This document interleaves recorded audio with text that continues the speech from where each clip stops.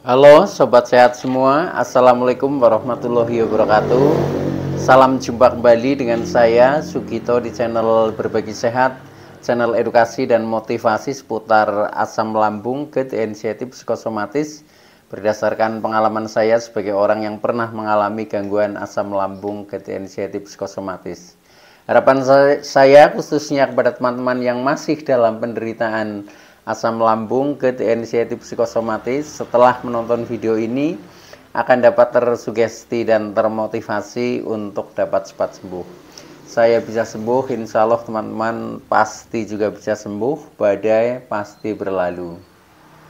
Baiklah teman-teman, pada kesempatan kali ini saya akan berbagi seputar asam lambung, GERD, inisiatif psikosomatis dengan topik ketika asam lambung cemas sedang kambuh, lakukan saja hal ini. Baiklah teman-teman ya, sebelum saya lanjutkan, tolong yang belum subscribe channel ini, klik subscribe dan loncengnya, supaya teman-teman tidak ketinggalan konten video-video berikutnya. Dan jika suka, klik like, selalu bagikan ke sosial media teman-teman, semoga bermanfaat buat kita semua. Baik, kita lanjutkan. Jadi topik kita kali ini adalah ketika asam lambung cemas sedang kambuh ya. Maka lakukan saja hal ini agar sensasi menghilang. Teman-teman semua, perlu kita sadari bahwa penderitaan asam lambung, GERD, inisiatif psikosomatis yang disebabkan oleh multifaktor ya, baik itu faktor fisik maupun faktor psikis, dengan sensasi yang sangat beragam, mulai dari ujung rambut sampai dengan ujung kaki ya, yang sering kita kenal sebagai 1001 rasa sensasi. Memang sungguh luar biasa, sungguh dahsyat, dan perlu kita tangani dengan bijak agar penderitaan asam lambung, GERD, inisiatif psikosomatis dapat cepat membaik hingga sembuh total. Nah, khusus pada session kali ini ya, ini saya sharingkan dengan topik ini, yaitu istilahnya mengatasi lah ketika kita sedang kambuh ya. Karena apa? Karena ini juga sebagai jawaban ya atas pertanyaan subscriber setia ya, yang sering menanyakan ya, Pak Gito, saya sedang kambuh ya, saya merasakan masih keliengan, masih sempoyongan, perut saya masih selalu kembung dan lain sebagainya. Nah itu ketika sedang mengalami seperti itu atau sedang kambuh ya, ini apa yang harus kita lakukan? Nah, kadang kita bingung di situ ya, sehingga kadang sensasi menjadi agak lama itu seperti itu. Nah, maka dari itu ini ada beberapa tip nanti ya, sesuai dengan pengalaman yang pernah saya alami. Ternyata dengan melakukan hal ini cukup mengatasi ya, cukup mengatasi, dan akhirnya kita menjadi membaik ya. Itu seperti itu. Nah, baik teman-teman ya, tolong video ini disimak sampai dengan selesai supaya tidak gagal paham ya. Dan alangkah baiknya jika teman-teman juga menonton video-video saya yang lain ya, karena di setiap video itu saling berhubungan, saling melengkapi ya, sehingga pemahaman kita tentang seputaran gangguan ini jauh menjadi lebih komplit ya. Nah, dengan komplitnya referensi yang kita pahami, maka akan mempermudah ikhtiar secara holistik ya untuk menuju proses kesembuhan. Itu seperti itu teman-teman. Nah, baik ya, langsung saja kepada pokok materi kita, yaitu pada saat kita mengalami sedang kambuh ya, sedang kambuh. Nah, ini sebenarnya kadang bermacam-macam rasa ya, bermacam-macam rasa sesuai dengan istilahnya gangguan kita masing-masing ya. Walaupun latar belakangnya sama, yaitu dari asam lambung, GERD, inisiatif psikosomatis ya, atau kecemasan ya itu. Nah, tetapi kadang sensasinya berbeda-beda antara orang satu orang dengan orang yang lain ya. Ada yang sensasinya kadang muncul ya, kepala selalu terasa berat, terasa pusing-pusing, keliengan ya, seperti migrain ya. Kadang ada yang rasanya sempoyongan ya, ada yang kadang mata buram, kemudian telinga berdenging, ada yang mulut kalau untuk makan itu mual ya, bahkan mulut rasanya asam, tenggorokan mengganjal, yang kadang leher agak kaku sampai dengan pundak ya sini, tensinya kadang meningkat ya. Nah itu bermacam-macam sensasi ya, sampai dengan dada kadang terasa berdebar-debar ya, terasa panas ketika diraba, kemudian kadang terasa nyeri, nafas menjadi pendek, pokoknya nggak nyaman sekali ya. Bahkan kadang ada rasa yang berpindah-pindah di dalam seputar dada kita ya. Kadang sakit di sebelah kiri ya, kadang pindah agak ke bawah ya. Nah itu seperti itu teman-teman ya, yang pernah saya alami seperti itu, termasuk kadang ulu hati mengganjal ya, perut rasanya penuh ya, atau kembung, begah, perih, sembelit, pokoknya bermacam-macam sekali ya, termasuk tubuh yang kadang menjadi seperti meriang lah, rasanya pegel-pegel ya, pinggang agak sakit ya, kemudian tangan, kaki itu kadang rasanya dingin ya, untuk bergerak itu kadang sebentar aja udah capek ya. Nah belum sensasi-sensasi yang lain ya, nafas ngos-ngosan itu ketika baru berjalan beberapa meter aja itu sudah ngos-ngosan ya, rasanya seperti itu. Nah belum secara psikisnya ya, yang kita merasa tidak percaya diri, merasa cemas berlebih, merasa ketakutan, sehingga ketika kita mau bepergian saja itu kalau sendirian nggak berani ya, nggak berani karena itu takut pingsan, takut kambuh di jalan ya, apalagi pada saat kita untuk berjalan saja itu masih oleng ya, masih oleng seperti goyang ya, seperti mau jatuh, seperti mau pingsan. Nah ini luar biasa. Nah itu kadang kita sudah merasa membaik ya, tetapi juga kadang rasa-rasa itu muncul secara tiba-tiba. Contohnya ketika kita contohnya sedang bepergian ya, sedang bepergian atau mungkin sedang mengikuti acara-acara yang kita ikuti, kadang tiba-tiba muncul juga seperti itu ya, karena memang ketika faktornya itu sudah faktor yang dari psikis ya, ketika pikiran itu kita mengembara ya kepada hal-hal yang negatif, nah itu cepat sekali langsung tubuh ini meresponnya, karena untuk orang-orang yang mengalami gangguan psikosomatik itu seperti itu ya. Bahkan hanya kita istilahnya mengembara pikiran ya ke hal negatif, contohnya ingat trauma atau ragu dengan kondisi kesehatan kita sendiri, 1/5 detik ya, 1/5 detik itu sudah merespon tubuh ya, sehingga kadang walaupun kita sudah berusaha mengalihkan, kita sudah berusaha menyibukkan diri, itu kadang masih bisa juga muncul teman-teman itu. Luar biasanya itu seperti itu. Nah maka dari itu supaya kita menjadi istilahnya cemas berkelanjutan ya, supaya kita tidak takut ya dengan ketika sensasi itu muncul. Nah maka kita harus punya banyak tip ya, banyak cara ya yang harus kita lakukan. Nah biasanya ketika kita sudah mengalami agak lama, yaitu pasti nanti sudah menemukan ya, yang kadang kita temukan sendiri ya, itu juga bisa ya, atau mungkin kita dari sharing dengan orang lain, contohnya seperti ini ya. Nah itu juga bisa kita jadikan referensi ya. Nah akhirnya kita ikuti, nah akhirnya kita menjadi membaik pula, itu seperti itu. Nah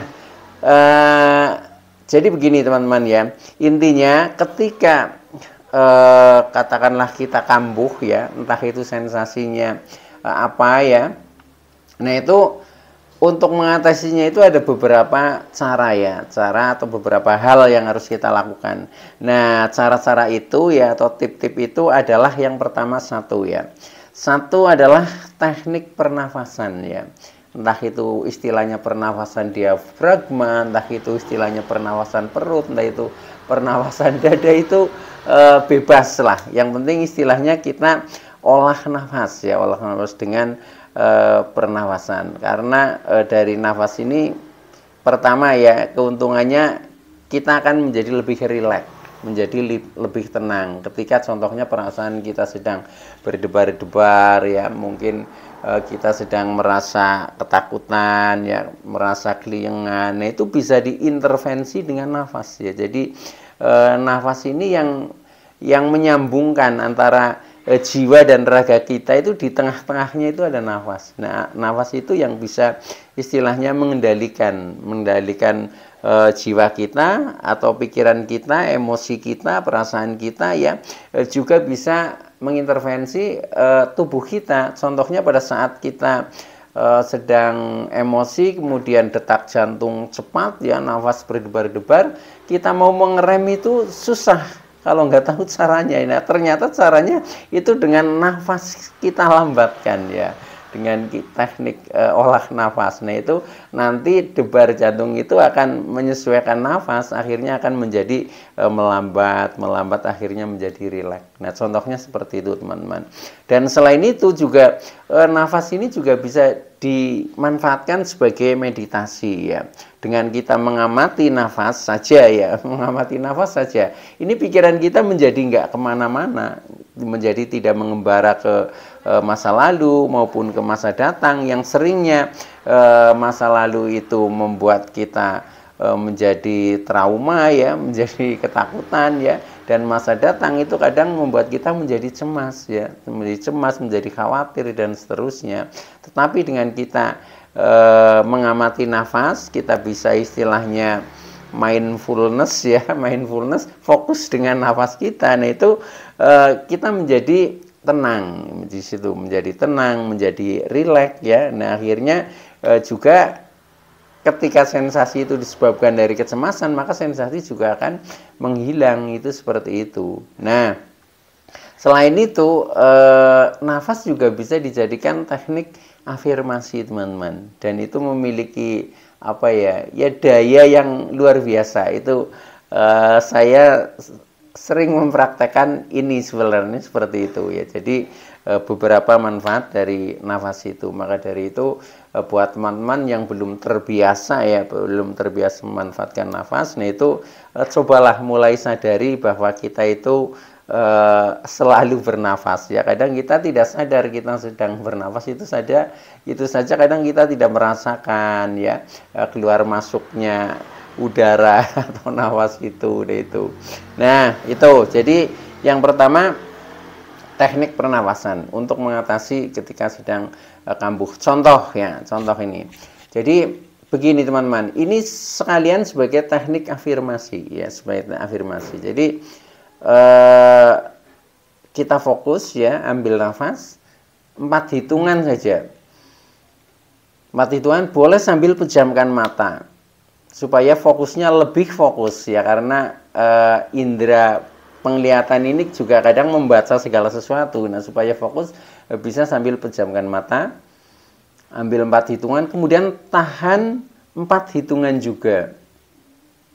Nah, ini dalam ilmu Jawa ini namanya megeng nafas. Nah, pada saat megeng nafas, pada saat menahan ya, nafas itu bisa diarahkan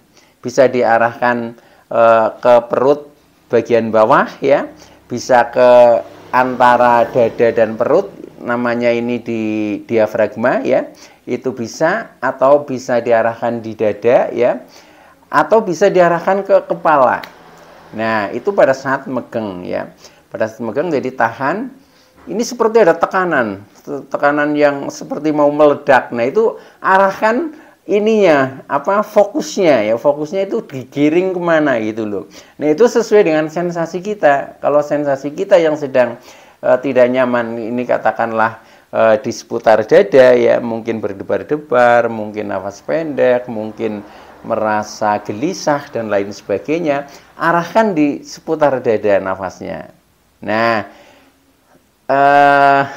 ini ya, sambil afirmasi.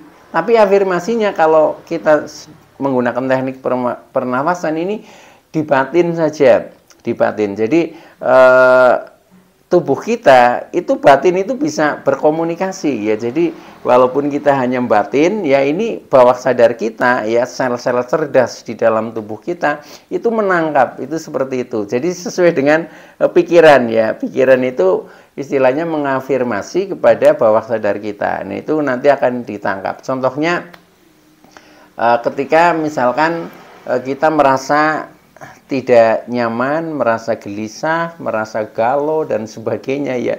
Nah, itu kita ambil nafas 4 ya. Kemudian kita tahan 4 sambil pejamkan mata.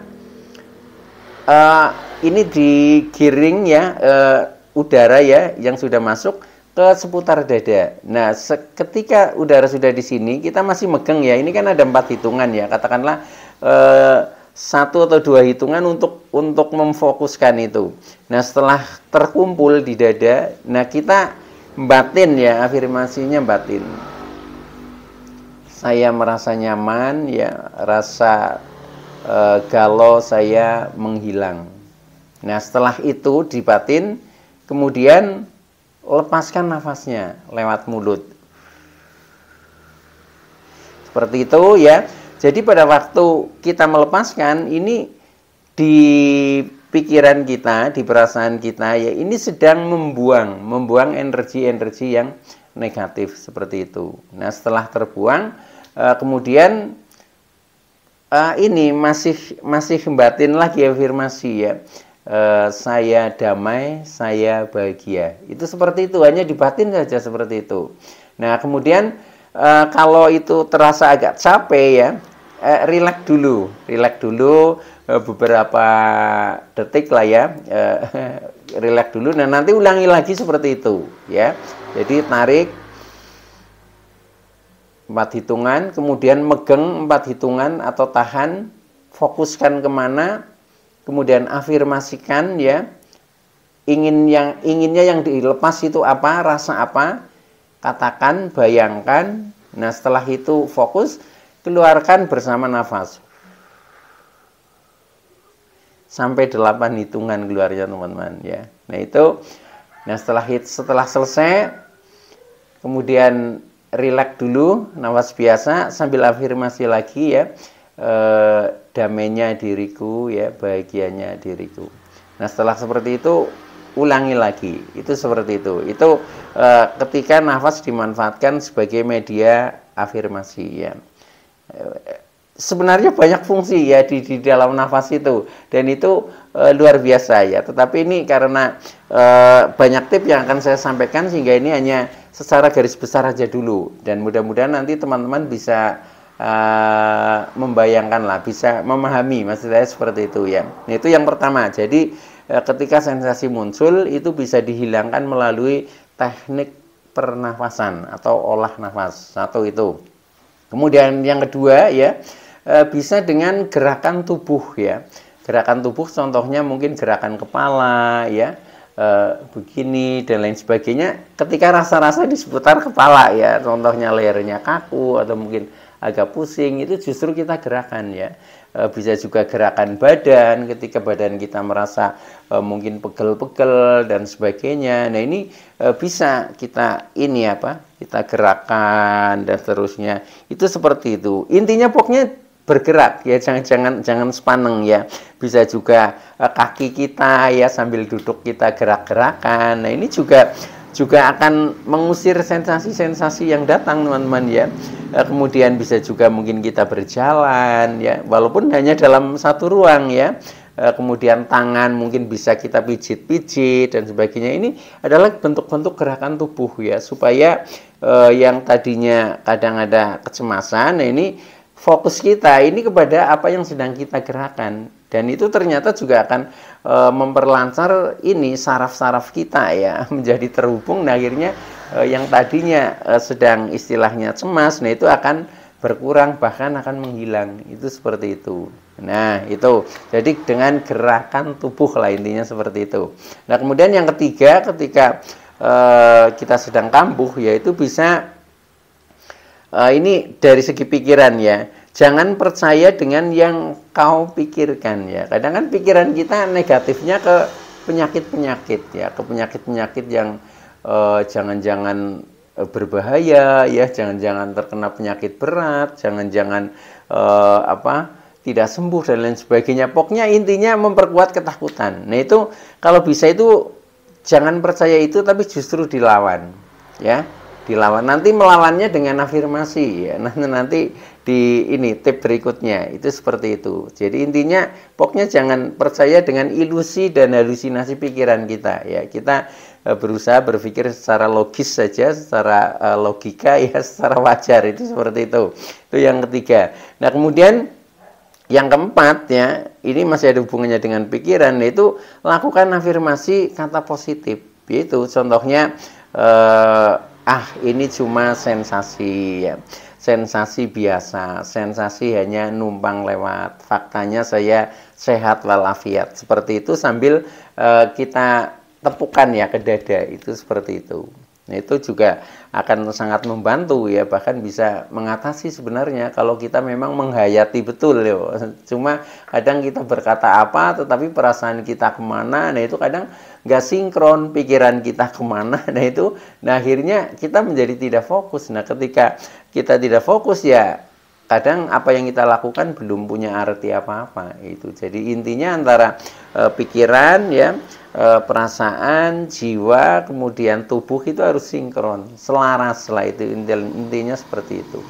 Nah, kalau bisa seperti itu insya Allah ya apa yang kita inginkan akan terwujud menjadi lebih membaik ya, itu seperti itu.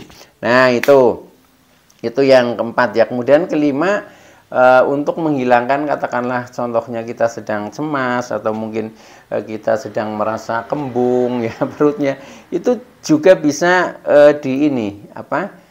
dengan minum air hangat ya. Air hangat itu juga memberikan sentuhan-sentuhan, pertama kehangatan ya, kedua juga akan memperlancar, contohnya mendorong gas untuk keluar ya. Nah, itu juga akan mengurangi. Jadi ada rasa-rasa baru lah, itu seperti itu ya. Itu dengan minum air hangat itu juga bisa. Kemudian yang keenam, bisa makan makanan kecil, makan makanan ringan lah ya.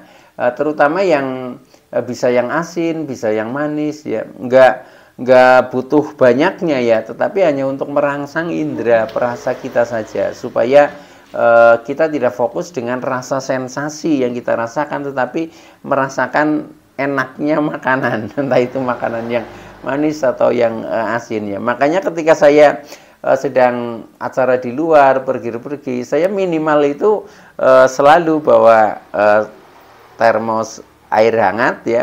Kemudian yang kedua bawa makanan ringan. Makanan ringan yang paling ringan ya, contohnya permen, kan mudah ya. Permen kita bawa mungkin di saku atau mungkin di tas. Nah, di saat kita ada sedikit rasa tidak itu ya, untuk merangsang panca indera kita ya, ini tuh kita makan itu bisa ya. Atau mungkin dengan aromaterapi ya, contohnya kita membawa minyak angin atau apa, nah itu sering ya kita hirup misalkan, itu juga akan menghilangkan kecemasan juga, itu seperti itu. Jadi intinya aktifkan panca indera, sebenarnya seperti itu, dan kita fokus kepada panca indera yang sedang kita fungsikan. Nah, itu seperti itu. Nah, terus berikutnya yang keenam ya. Yang keenam tadi ya, makan makanan kecil ya. Kemudian yang ketujuh ini alihkan fokus ya, atau pandangan. Nah, ini bisa dengan cara istilahnya cuek dan masa bodoh lah, itu seperti itu. Jadi persetan dengan sensasi. Pokoknya kita harus yakin bahwa kita ini adalah orang sehat. Nah, dengan seperti itu ya nanti sensasi itu akan lewat, itu seperti itu. Nah, yang terakhir, bisa lakukan relaksasi teman-teman. Pada saat kita sedang rasanya nggak nyaman, yaitu daripada kita istilahnya pikiran mengembara pada hal-hal yang negatif, akhirnya menambah sensasi menjadi melekat ya.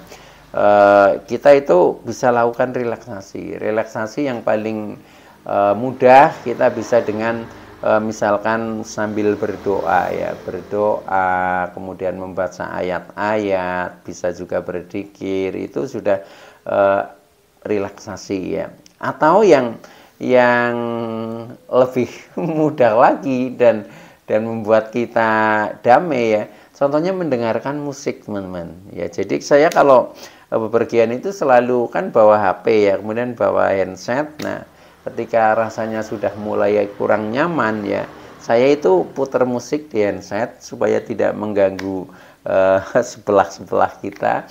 Kemudian kita dengarkan, nyetelnya keras ya, sehingga kita fokus kepada itu ya, melalui pendengaran kita. Nah, akhirnya kita menjadi selalu segar, menjadi fit ya, menjadi rileks. Nah, akhirnya sensasi-sensasi juga akan menghilang.